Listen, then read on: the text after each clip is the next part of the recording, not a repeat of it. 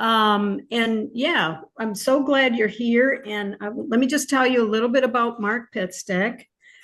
He has worked with Dr. Gary Schwartz, and Dr. Gary Schwartz is a former professor at Harvard, tenured professor at Yale and University of Arizona.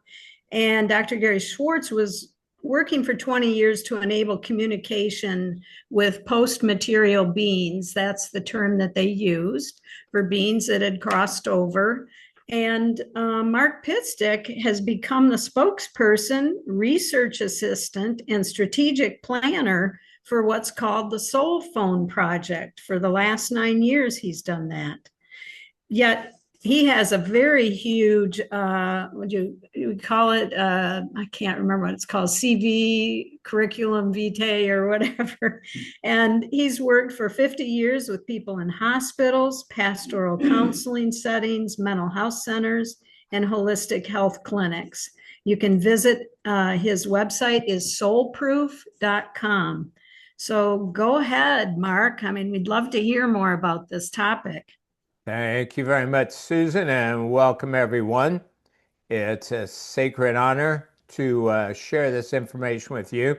And the format will be about an hour of slide presentation. Be sure to jot down questions you have, and then I will answer all of them at the end. And any other questions you have about life, death, or the afterlife.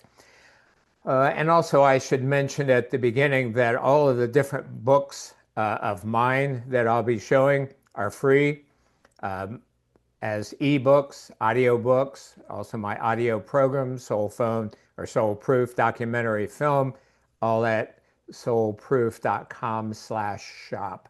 So let's get started. First of all, yeah, we're talking about the SoulPhone project, which will achieve what we call post-material communication technology. That is, communication with people who have changed worlds, who have passed on. Dr. Schwartz considers that it's no longer a question of if, but a matter of when. So let me give you some background. This is the Laboratory for Advances in Consciousness and Health at the University of Arizona, where Dr. Schwartz did research for 30 years. And just this year, and this is actually the first time we've announced this officially, he has retired from the university, moved out of the lab. I was in Tucson helping him do that, and everything just got moved out 4 days ago. Now you can imagine what a job it is after 30 years of research in different areas, how much there was to clear out. So this is a special place in my heart forever. I spent many, many hours there over the years. So here's Dr. Schwartz, who is one of my heroes, a colleague, and I didn't see it coming, but we've become best friends to the point where we already have a pact when we both have gone to the next phase of forever. We're going to continue to work together, and so that'll be fun. So let me tell you a little about him, because he's such a huge part of all this. It offers so much hope, comfort, and inspiration, empowerment for you, no matter what you're going through right now. First of all, he had 2 near-death experiences as a child, and he doesn't recall a lot about them, just that he was bathed in the light, and he felt it was very warm and loving, and he remembered that light the rest of his life. He had very intelligent, accomplished, and supportive parents. His dad was a PhD chemist at Columbia University. His mom, a graduate of the Juilliard School of Music. And so they really supported this young Gary, who was curious and inventive by nature. For example, when he was 5 years old, his older brother was upstairs. His parents had stepped out for a bit. So he's looking at the TV and notices the moving the antenna. This is the old rabbit ears, and how the picture would change depending on how he moved the antenna. But he also noticed that when he touched the antenna, the picture got better. So he hypothesized at that young age, Well, maybe his body was acting as the antenna. So he got a screwdriver, unhooked the antenna, and then just put his finger on the connection for the rabbit ears and put his arms in different positions. And sure enough, it still got a picture. Well, his parents came home. If I would have done that, my parents probably would have spanked me. You know, you're going to electrocute yourself. His parents encouraged it. They said, "Wow, that's really good, Gary, and let's do some other experiments." So anyway, that's the way he grew up. Also, another 5-year-old Dr. Schwartz story.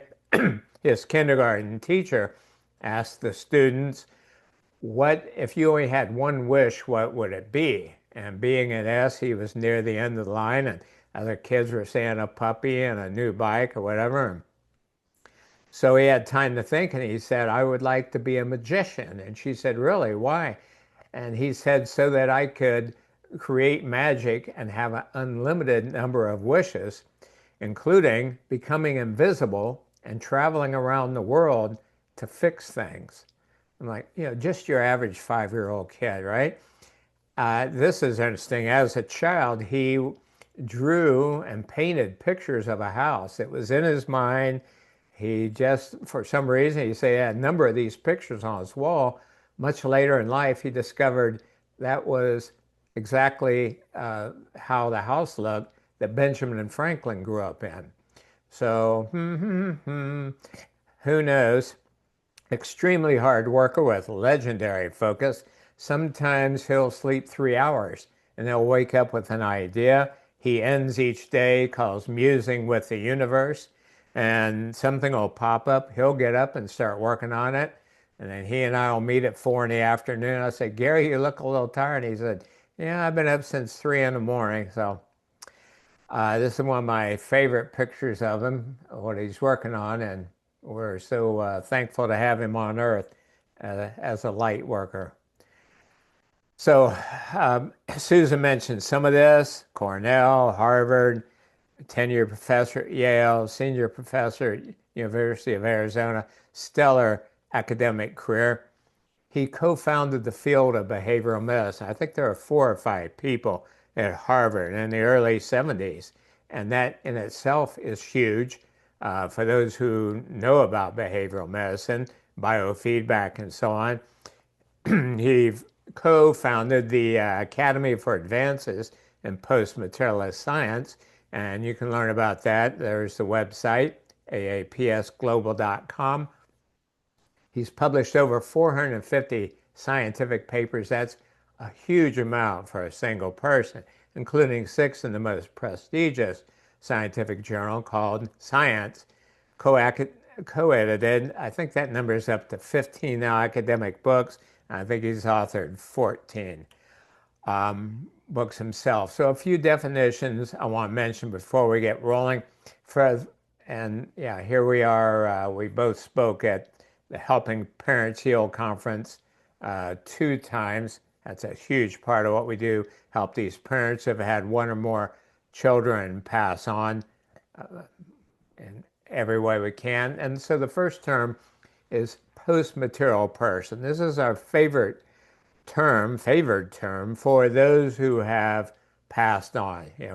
Soul, spirit imply a gauzy, insubstantial, incorporeal, maybe wispy person.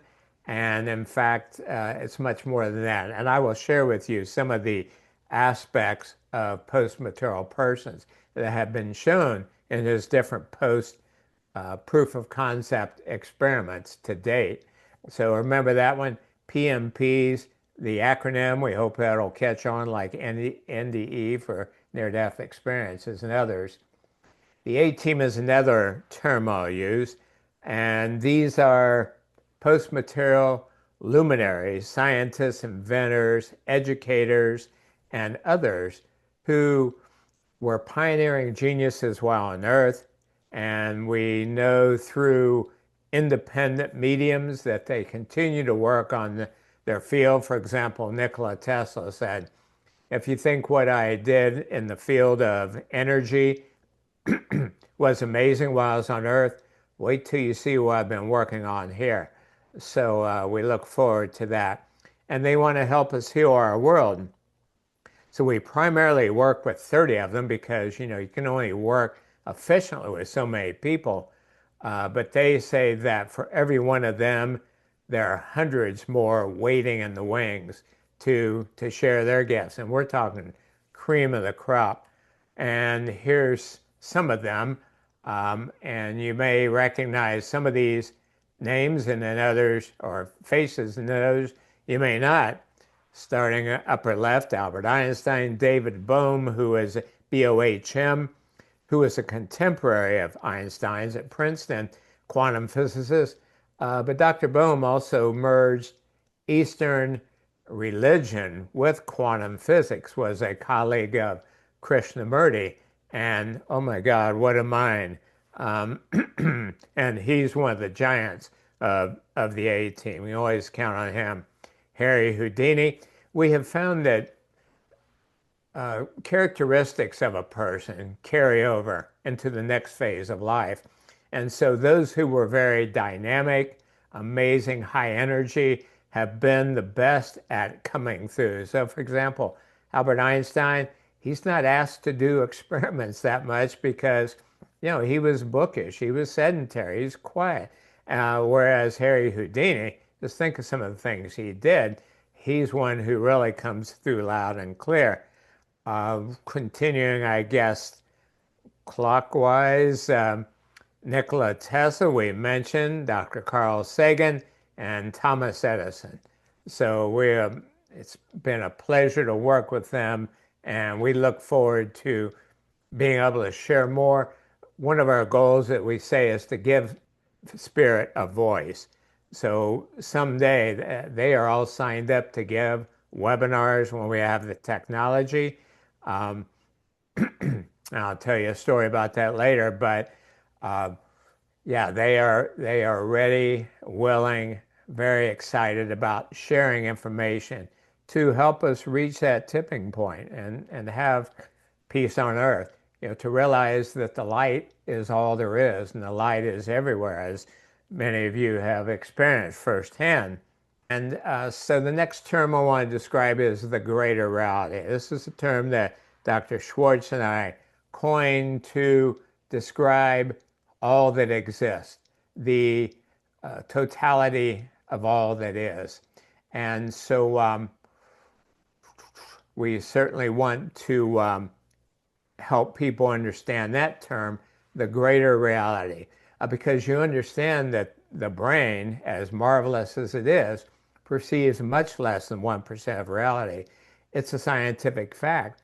So the greater reality then is all that exists, whether we can perceive it via our senses or not. This is one of the things that got Dr. Schwartz and I working together. I had for years used the analogy that I got from Lynn McTaggart's book, The Field, and she got it from interviews with top quantum physicists around the world, and they said that if all that really exists in our world, and we're talking about the most fundamental description of reality, energy, light, information, what's really real, not the illusion of solidity. So if all that really exists in our world, we're the size of Mount Everest, the portion that the average human could perceive would be the size of a golf ball.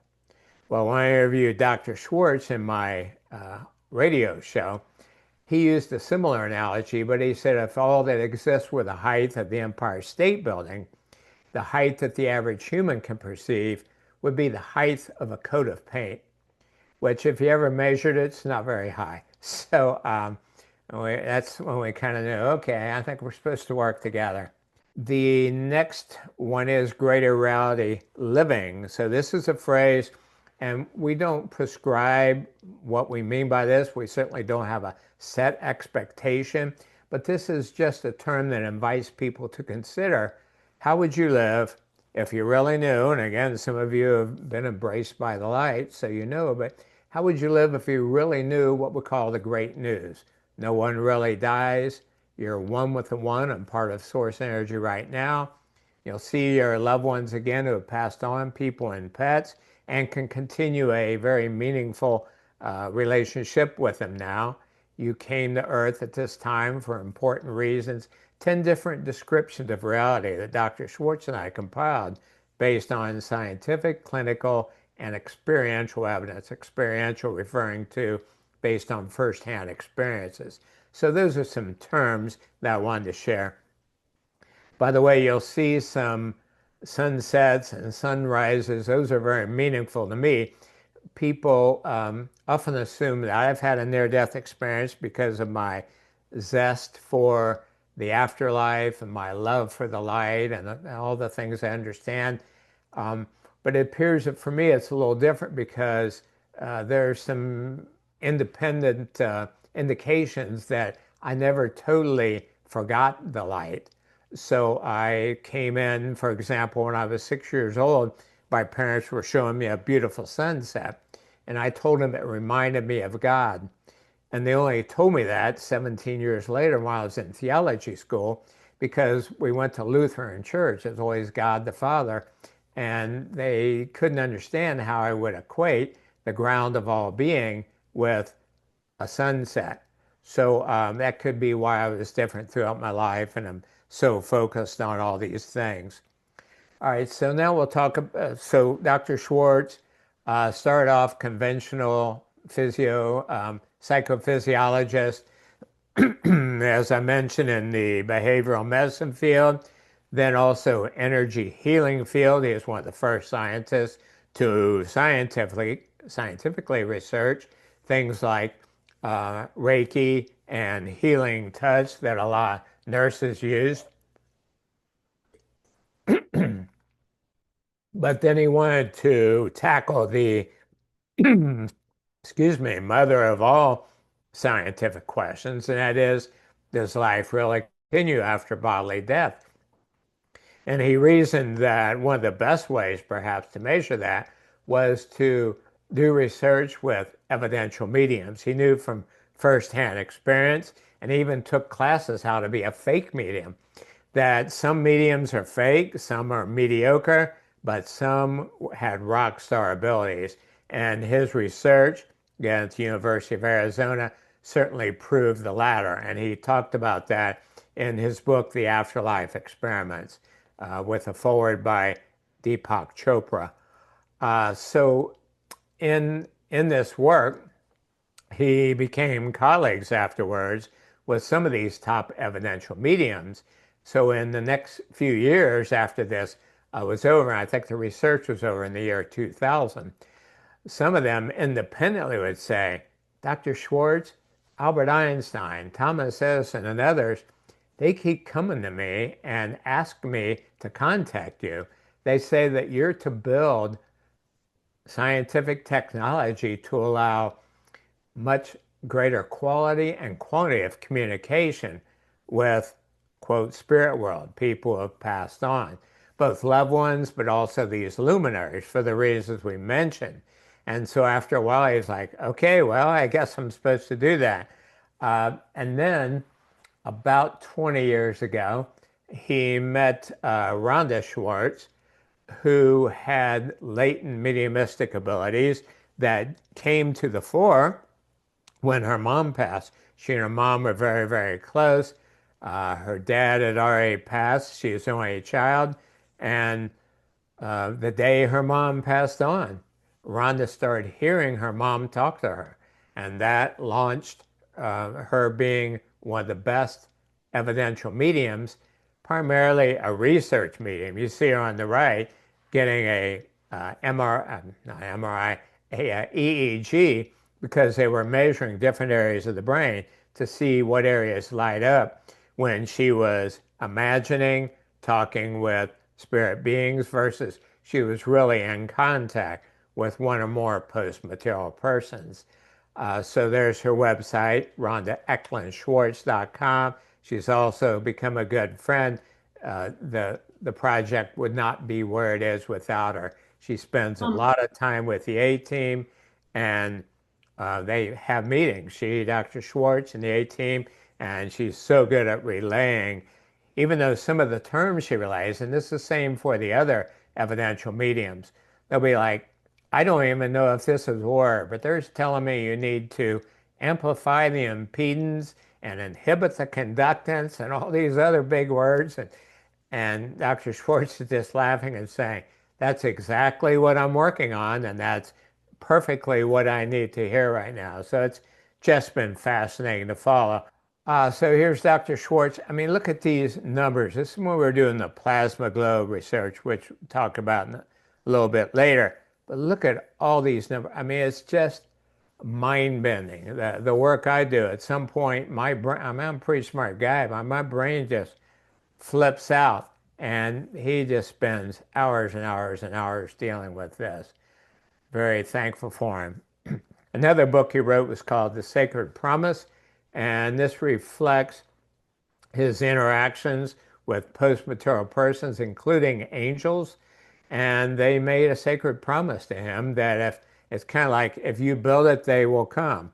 They being angels and post-material luminaries. And that's part of what has driven him to be so relentless in the research and development, R&D. So he's worked over the last 25 plus years now, assisted by electrical engineers, software programmers, evidential mediums, other specialists like optical physicists, and then the aid team members.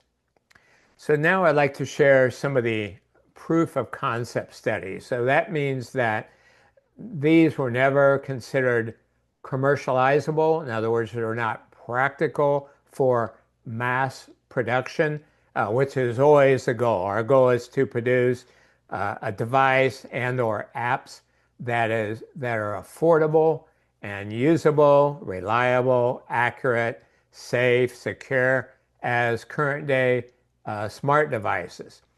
So you'll see in different ways what I'm describing. They weren't that, but they proved that the concept was possible, and they certainly revealed a lot, including the physics of post-material persons. In other words, what are they really like? Because up to now, we really haven't had any scientific proof. We've had clinical proof. For example, people have had near-death experiences, or people have had afterlife communications, afterlife contacts, but to get scientific evidence. So first of all, the electromagnetic field detection. So this is a fairly simple and magnetic field sensor. You keep it in what's called a zero Gauss chamber to shield it, but when you pull it out, then it picks up EMF. Well, then it's displayed on a screen. Now, this is one of the first things Dr. Schwartz showed me when I came to the laboratory a number of years ago. So it's this huge monitor, and it would show, if you can imagine, an x-axis with 4 quadrants and then a y-axis. And there would be just little baseline movement at the bottom.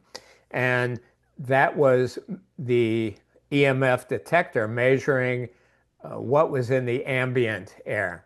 All right, and then he would invite one of the post-material test pilots in, oftentimes Harry Houdini, for the reasons I mentioned, and would say, and Dr. Schwartz has spent hundreds of hours working with Harry and others, so he knew by then their signal. And he said beforehand, Harry's signal, which we've worked out over time, is 2 at least doubles, meaning, so the first quadrant, he called a single. If there's a big spike in the first quadrant, single. If it goes to the second quadrant, a double, then triple, then a home run. We're both baseball fans. So I had been watching this just little micro movement along the x-axis for hours since I was setting up in that office.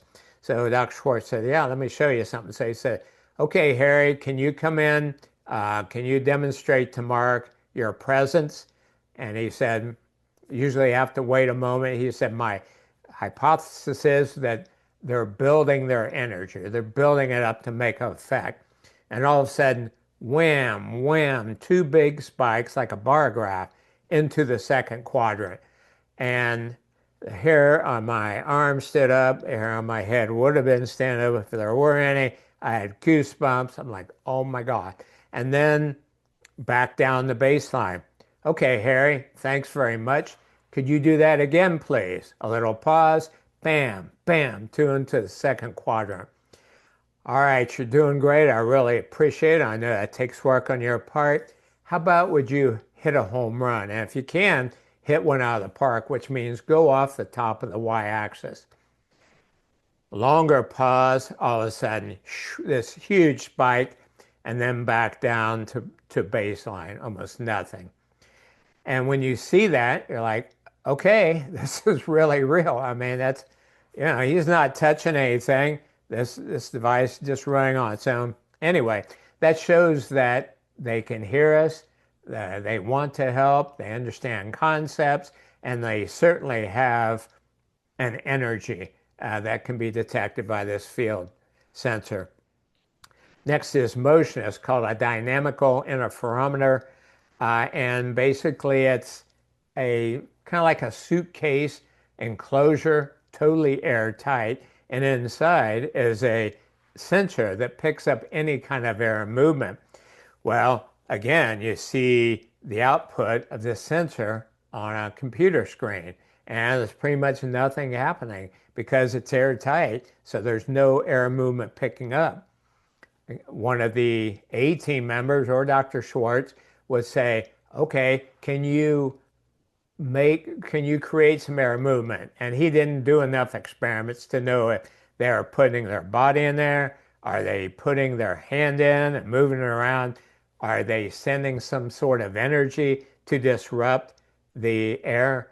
But whatever the case, then you see all this movement indicating air movement.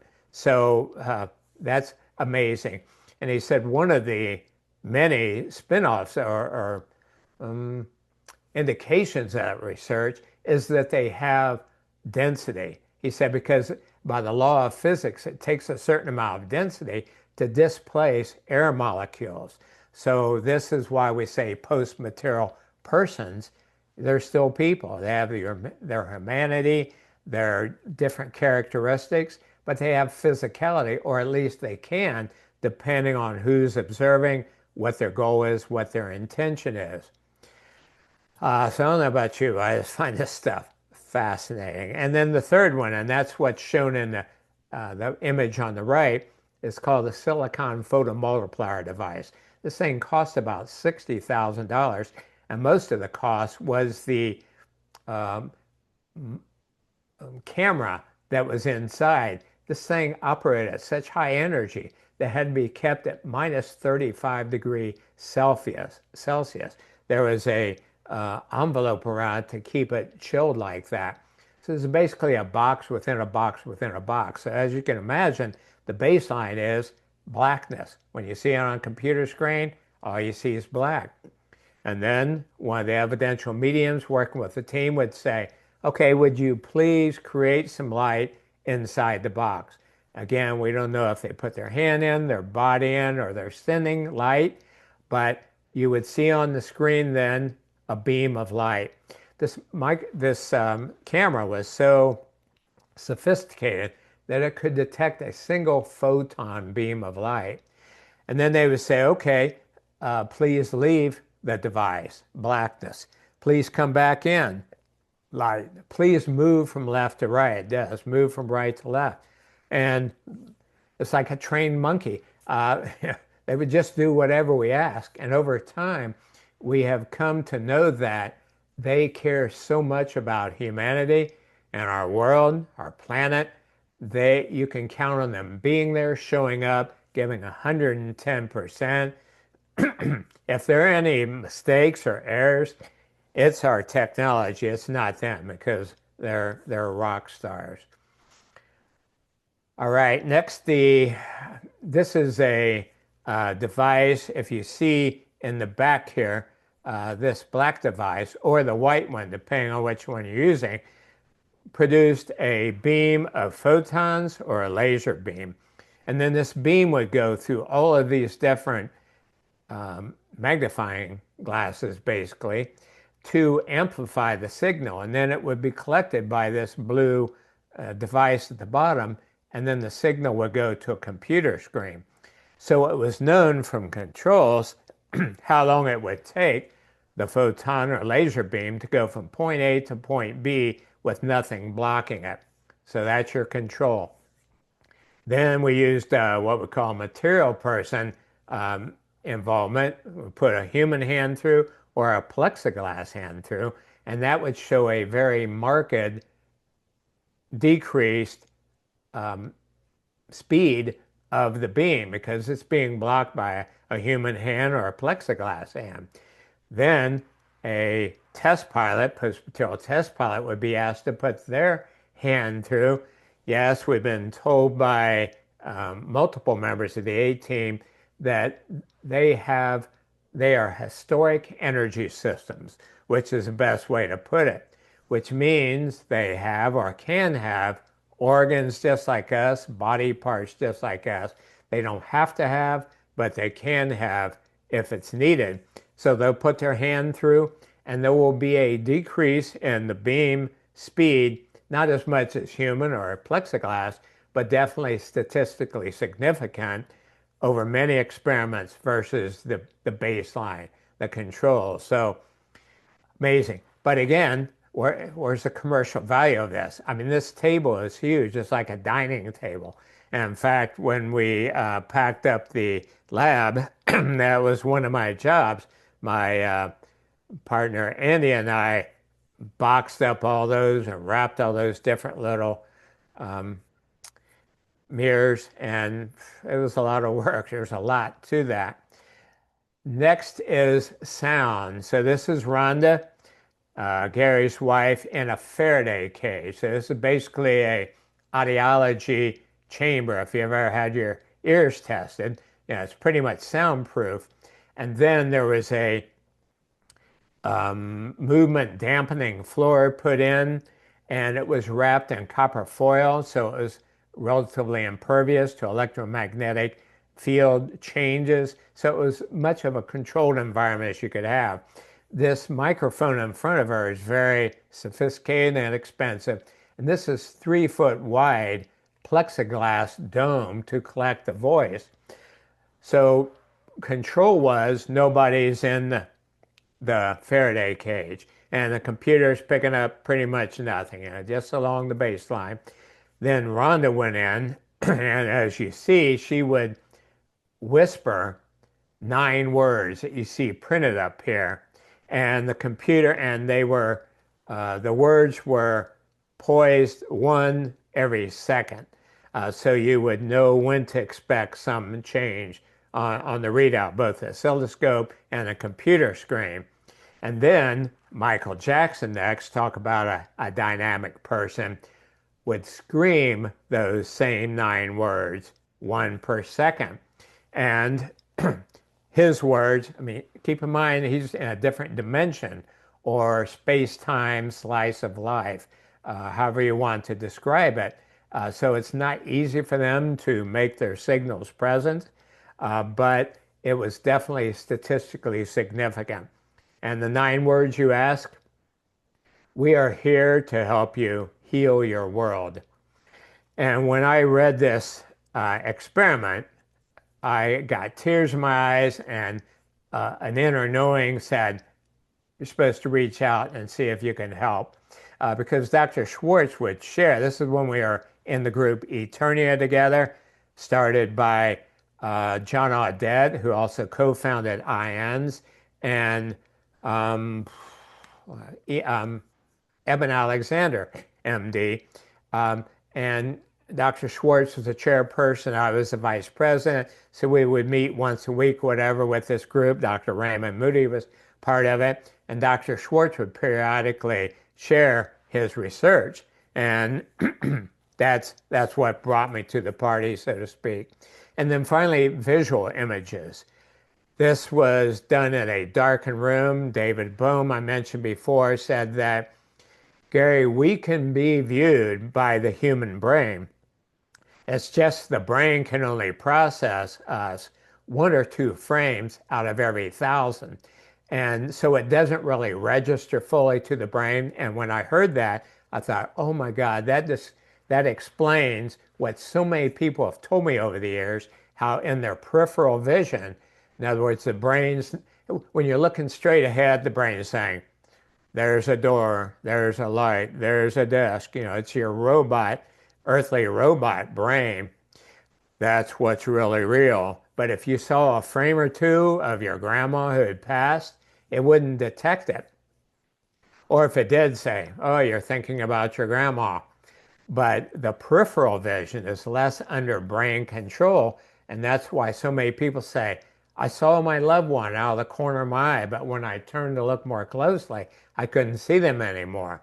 Well, that helps explain it. So Dr. Schwartz took that information, got I forget, $20,000 high-speed camera that took some crazy number, I've forgotten, of frames per second, per minute. And so the control was a totally dark room, and the camera is facing a totally blackened wall, and the output is what you expect, blackness. Then, of course, a human would get in front of it, and you would see the person. But for the post-material person, we would ask them to move around because the camera captures, just as a human brain and eye does, movement more than a static image. And so the PMPs would move around, and sure enough, he had a PhD fellowship student in computer programming who created proprietary software to detect anomalous frames. So the average frame was pure black, but some of the frames were shadowy, movement, part white, part black. And indeed, when this software collected those anomalous frames and showed them together, it was kind of a rudimentary movie. However, again, where's a commercializable device? You're going to have one of those in your home. It's too expensive. It's too vague. Kind of like some of the EVP or ITC devices out there, because again, we want as clear as smart devices now. But this shows not only they can create sound, but they have an image, a physical body that can be captured by human technology. So next I'm discussing the research we did starting in the year 2019 for a number of years with a simple Tesla coil. I mean, this is kind of a child's toy. Here's an example right here of one. Now, it's a wonderful device because it has the desired combination of high voltage, I think relatively low current and resistance. I'm not a electrical engineer or a physicist, but I'm learning as much as I can about this. But basically, post-material persons, the test pilots, could put their hand inside the globe, this ball on top of the stem. So as it shows in the slide, if you touch the top of the globe, the electric beams or rays go toward this because it represents or it provides less resistance. Well, when post-material persons put their hand into the globe and touch this bulb, then it really creates a significant signal. And that's how we proceeded.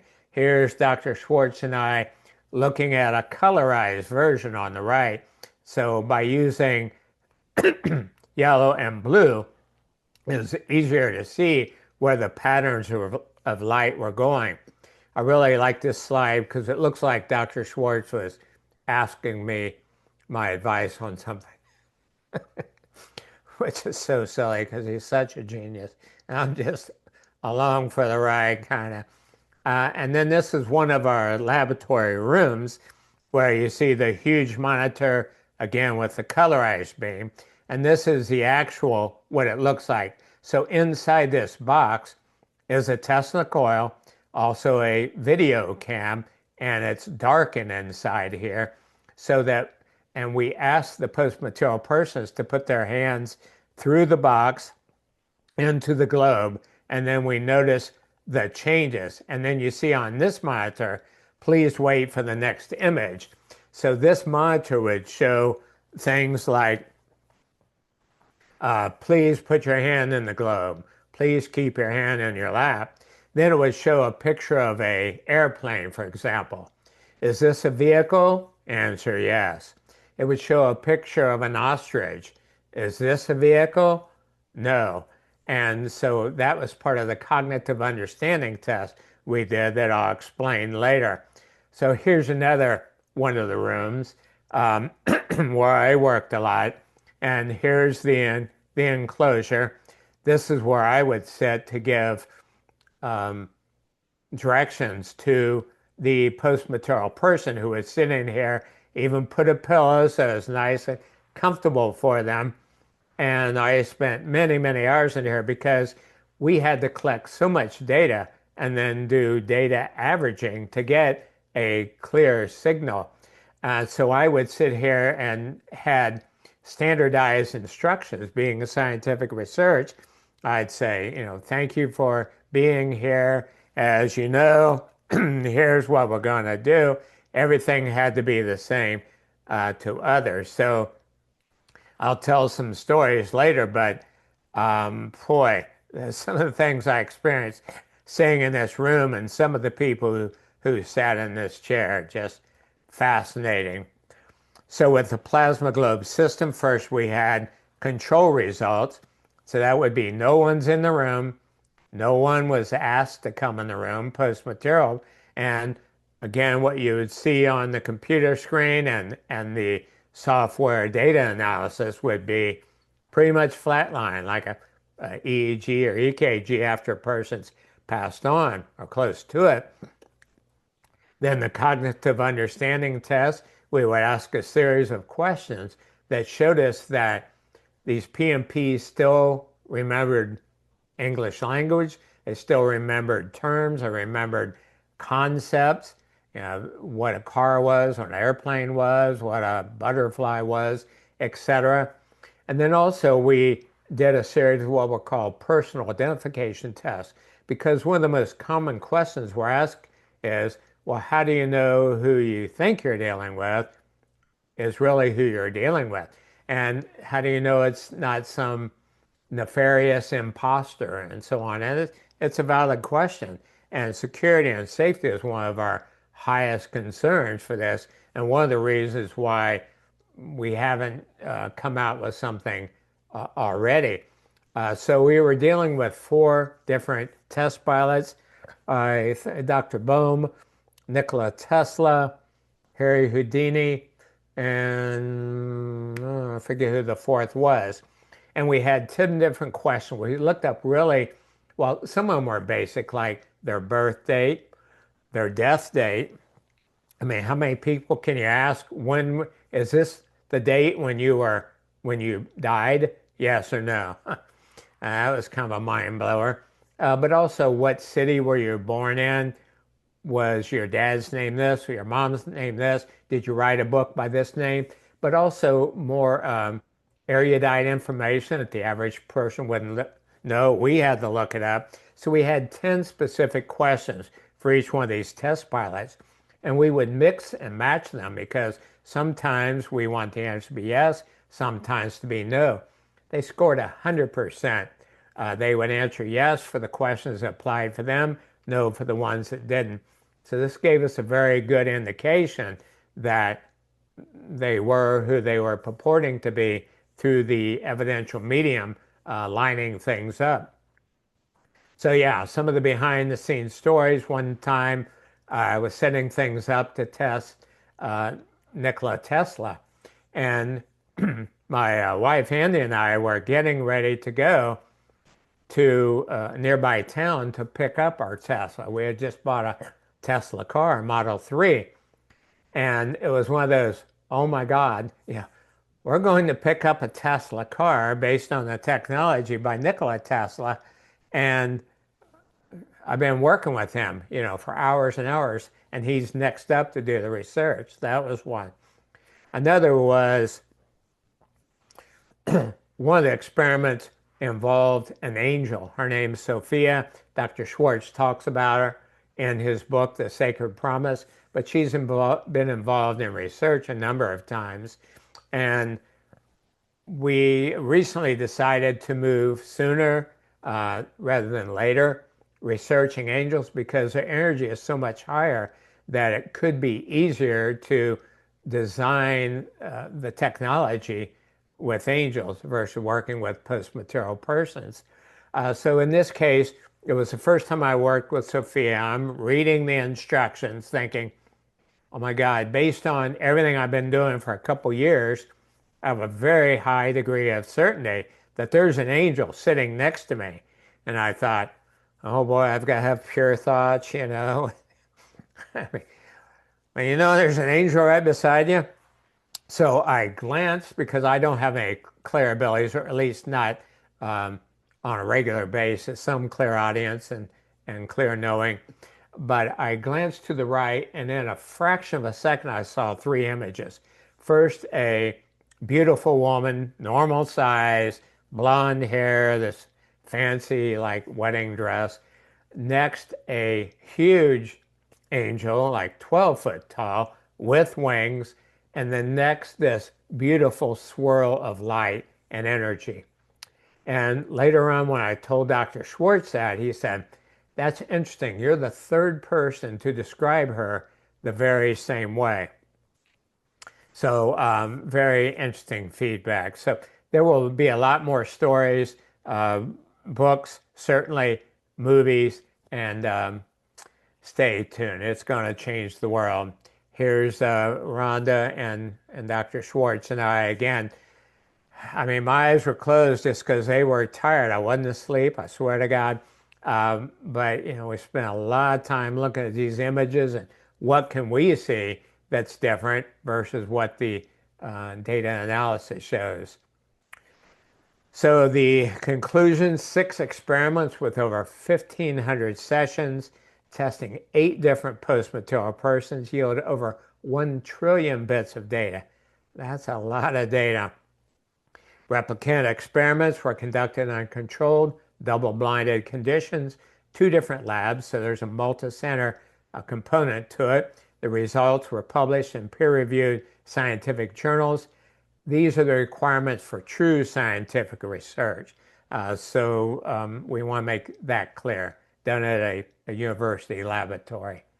And it was published in one of the journal articles was in Explore, the Journal of Science and Healing. And it says the plasma globe system with a Tesla coil provide the optimal frequency, resistance, and voltage for what we were calling hypothesis post-material collaborators to signal yes or no to cognitive understanding and personal identification tests. So that demonstrated then, definitively demonstrated scientifically that life continues after bodily death. Those Tesla coil experiments also corroborated much clinical and experiential evidence for the great news about the nature of reality, which we already mentioned, which is discussed in article number 19 at soulproof.com. So next we're talking about practical post-material communication technology. First of all, we're working on a practical soul switch, and the requirements for that are 99.99% accurate, yes or no replies, near real time, a response time of 10 seconds or less, reliable and sturdy, that is, it can be shipped without things being, falling apart, and then secure and safe. So there's not a concern about identity theft or nefarious post-material terrorists or whatever taking advantage of people. Just as with nuclear technology, the SoulPhone technology represents huge benefits, but also some risks. And as the birther of this, Dr. Schwartz takes very seriously to protect people, not open Pandora's box till all the safeguards are in place. And again, one of the reasons for delays, everything taking so long. Once we have a soul switch, it'll be a relatively simple electrical engineering test to assemble a number of these switches for then a keyboard, texting and typing with loved ones and post-material luminaries. Then soul voice, like you're talking on the phone, will be the next goal. And remember, we already demonstrated proof of concept studies showing that they can make sounds that were detectable by human instrumentation. And then soul video like we're doing now, which involves a visual component. And again, the high-speed camera documented that that's possible. So the getting the keyboard is the first goal, and that will then provide the quantity and quality of information from the A team to move toward the soul audio and the soul video. For example, we could ask 10 questions and then go to bed for the night. And in the morning, we wake up to pages and pages of information from them. So that's exciting. What's going on now? So yeah, I'll answer your question now, Susan. As of the first of the year, the SoulPhone Foundation, which I directed for 8 years, dissolved for good reasons, because our CPA and attorneys opined that the project was clearly moving toward commercializable use. In other words, when it was being funded by foundations, both SoulPhone and the University of Arizona, it was considered public for education, and we had high level of transparency. But the only way that we're going to make this technology safe, affordable, available worldwide is through a private enterprise. It's just too expensive, and it's also too complicated. There are too many people that take advantage of it, or come out with schlocky versions of it, etc. So right now we're not as transparent. In other words, did Apple, share monthly steps along the way as they came up with the first cell phone? No. So not so much that we're sharing now. I can say that right now the team is working on 3 different devices. It's kind of like having 3 horses in a race to see which one would be the best for a practical device, leading toward the Soul keyboard. Dr. Schwartz is completing his most recent scientific paper that scientifically proves life continues after bodily death, and has a journal he thinks will publish it. Also writing a book tentatively entitled The SoulPhone Experiments, and Rhonda is writing one, I think, entitled The Medium and the Scientist. So those are all infrastructure, in addition to the other things we put together over the years. Before then, and we hope late autumn, but we'll see, official and widespread announcements with a PR firm of scientific proof of life after death, but also public demonstrations of the best existing technology. And that, of course, is going to change a lot of things for the better. So stay tuned. You can do that by getting the free newsletters from soulproof.com or soulphone.org, and I'll show those websites later. So that's enough of an update there. So one of our taglines is, you can believe now. Some of you, if you had an NDE, you may have come back and had a rough road of it. Wonder if it was your imagination, or did you lose your mind, or wishful thinking? No, it's really real, and we know that, again, scientific proof. So it's not too early for people to consider, well, first of all, those 3 ways I mentioned. You can work on sensing your loved ones now, but when this technology is in place, who would you want to contact? Make a list. And what questions would you want to ask them? In the beginning, yes, answerable by yes or no. But there are a lot of questions you can ask to get information, to ensure it's the person who we asked to come through, but also to determine that they're still involved in your life. So, for example, you could say, were you present at Tommy's birthday party last week? Well, if the answer is yes, and they say yes, okay, that's a good indication. But if there wasn't a birthday party and they say no, that also tells you that wow, they know that, they just didn't answer yes to be agreeable. They know that there wasn't a party. So all those things, did we have a dog named Rover when I was a kid? Yes or no? So that information can really make a difference. Again, like the penny floating in the air.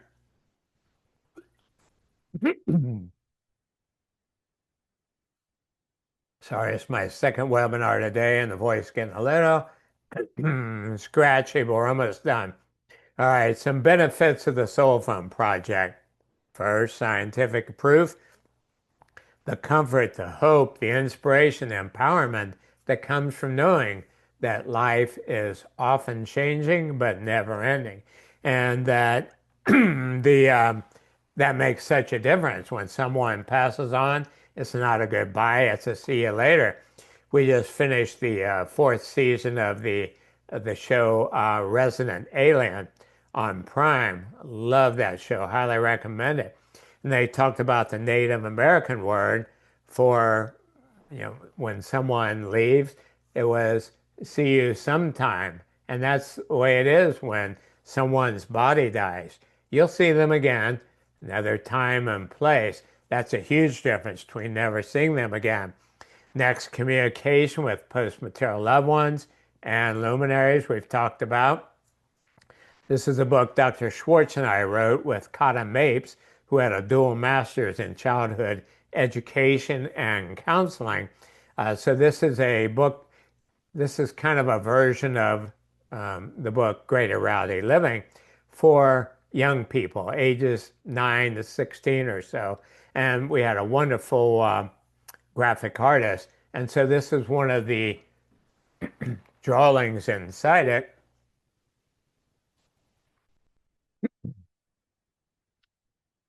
To make that point, we'll see you later. So grandma is leaving her body, as some of you did during clinical death. And who knows, maybe the little one can see that. So we want to help children. We want to work with young people much as they can so they grow up knowing this. There's good evidence that many kids remember the really real place until about age 5 when they're indoctrinated through school and earthly training to forget a lot of that. Well, imagine our world if these kids continue to remember the big picture of life and then live accordingly. What would our world be like? Let's find out. Corroboration of the great news we mentioned. Also, the SoulPhone project is one of the 8 developments for widespread conscious living now. That's discussed in article number 125. And by the way, near-death experiencers is another one of the developments, a group of people, parents, and helping parents heal, for example, who have become shining light parents after going through the dark night of the soul, after one or more children die. These people are amazing, and they're like NDEers. They're transformed. They're some of the most peaceful, loving activists I know. And then some other groups that put together can make widespread personal and planetary change for the better.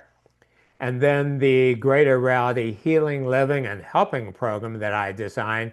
This is described in article number 131 to help people prepare for this predictable paradigm shift, to heal their wounds, to release fears, to create the greatest life of their dreams, how to have an optimal earthly experience, and then how they can help others and our world. So be sure to see that.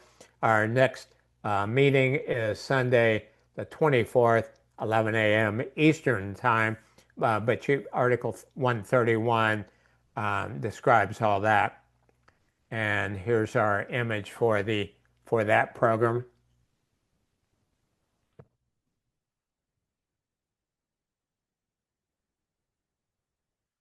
And that program is designed to, and you can go ahead and read those, or in case you can't, realize your true nature as the eternal being of energy, consciousness, and life force. Use the guidance and assistance from angels or highly evolved energies, whether you like a secular or more religious description, and the light. heal old wounds, upgrade past information you were taught, and release needless fears, which turns out are all fears. Learn to find benefit from and share the silver linings that always accompany adversity. Create the greatest life you have envisioned, and you means your soul, your higher self. So this explains why, and Susan and I were talking about this some before we started, your soul, your higher self, may choose adversity, go through a tough time. Your human self would never consciously choose that, but in the long run, it's well worth it, since this earthly experience is a blink of an eye in the span of eternity. So important to make that distinction. As Dr. Ken Ring mentions, the difference between your brain-based consciousness, BBC, and transcendent source of consciousness, TSC. And finally, to help others by sharing our greatest gifts, special talents, and making our world a better place. So these are the websites, and greaterrealityprogram.com then will provides the articles, the videos, and tells you how you can join the meetings for that program. And again, my ebooks, audio programs, documentary film, everything is free. I want people around the world to have these. I mean, some of them are only $15. That was the average cost. Not much, for example, for a past life regression. But there are some people who can't afford it. And then there are other people, especially in third world countries, their monetary system didn't align with the Western credit card system. So they're like, can I send you an international bank check? And so the first year I said, you know what? Everything's free. I want everybody to be able to get these. And I have had 100 times more products go out than when they cost, very little, but that's fine.